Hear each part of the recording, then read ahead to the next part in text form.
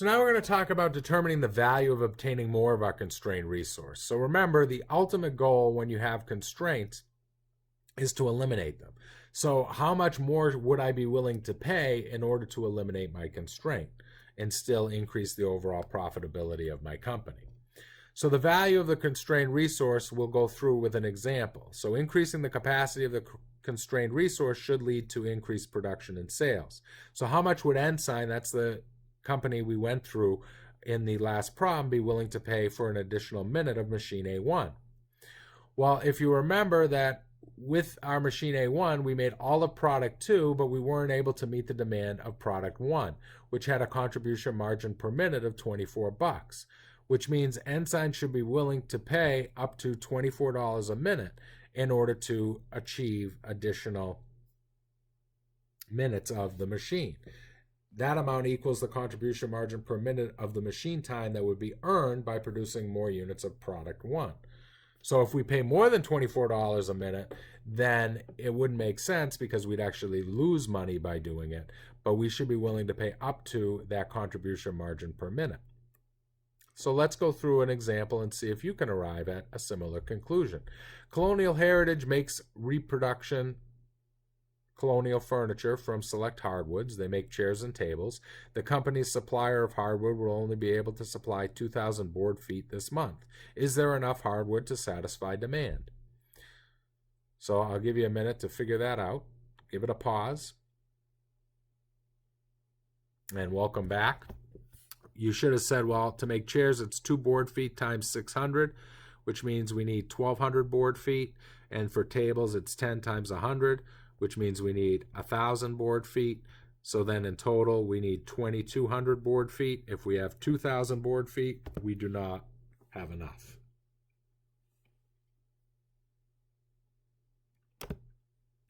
So the company's supplier of hardwood will only be able to supply 2,000 board feet. What is the plan to maximize profits? Well, remember, to figure that out, we're going to want to know what our CM per unit of our constraint is. In this case, it's board feet. So the CM, chairs and tables, and by the way, you should pause this and give it a go on your own. So the CM would be the selling price minus the variable cost. So that would be 80 minus 30 for chairs, which is 50. And 400 minus 200 for tables, which is 200. But then we take that and divide by our constraint, which in this case is board feet. So that's 2 and 10. And that'll give us our CM per foot, which is 25 and 20. So again, even though it looks like tables are the biggest bang because they have the highest CM per unit of 200, per board foot, our constraint, the chairs are actually giving us a bigger bang for our buck. So we should make all of the chairs first, and then with any excess, make tables. So we know our monthly demand of chairs was 600, so we're going to want to make 600 chairs. So the answer is either B or D. And then that's going to take, we have a total of 2,000 board feet. And remember, chairs take 1,200. So that gives us 800 remaining. And each table takes 10, so we divide that by 10, and that tells us we can make 80 tables with the remaining board feet. So the answer would be B, 600 chairs and 80 tables. And you can see the calculation all typed up and pretty, but you arrive at the exact same conclusion.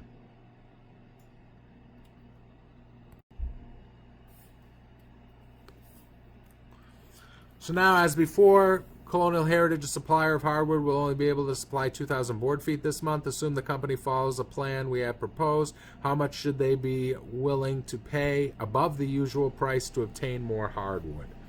So take a minute, see if you get the answer. So the answer to this one is going to be how much extra money they can generate for each board foot, and because making additional tables is going to give them $20 per board foot in contribution margin, they should be willing to pay up to $20.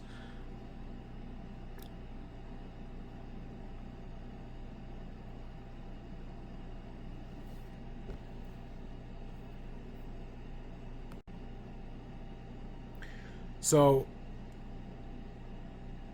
the long-term goal is to eliminate our constraint. And in this case, because board feet is our constraint, the way we would eliminate it is potentially paying extra to get the wood that we need. And because we're giving up $20 in contribution margin per board foot right now by not being able to complete the tables, we'd be able or be willing to pay an additional $20 per board foot in order to complete all the tables. Once we satisfy the demand for the tables, we no longer have a constraint and we wouldn't pay that extra amount anymore.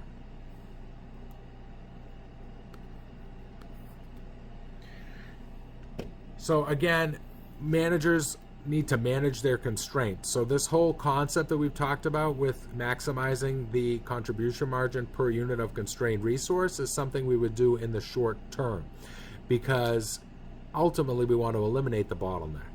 Some ways we can eliminate the bottleneck is working overtime on the bottleneck. So if we had like a machine that was our bottleneck, we could have employees work overtime so we get more minutes of that machine available.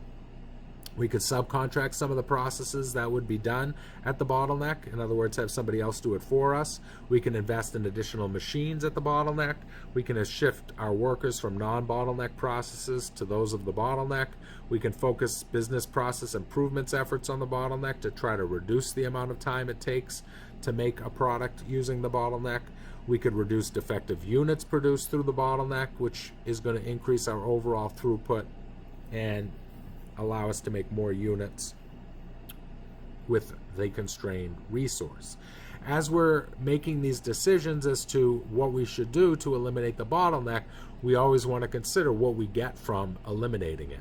And that's going to be the contribution margin per unit of our constrained resource that we get if we eliminate the bottleneck. So with our example with our tables and chairs, we could make all the tables, so we'd be willing to pay an additional $20 per board foot in order to make that happen.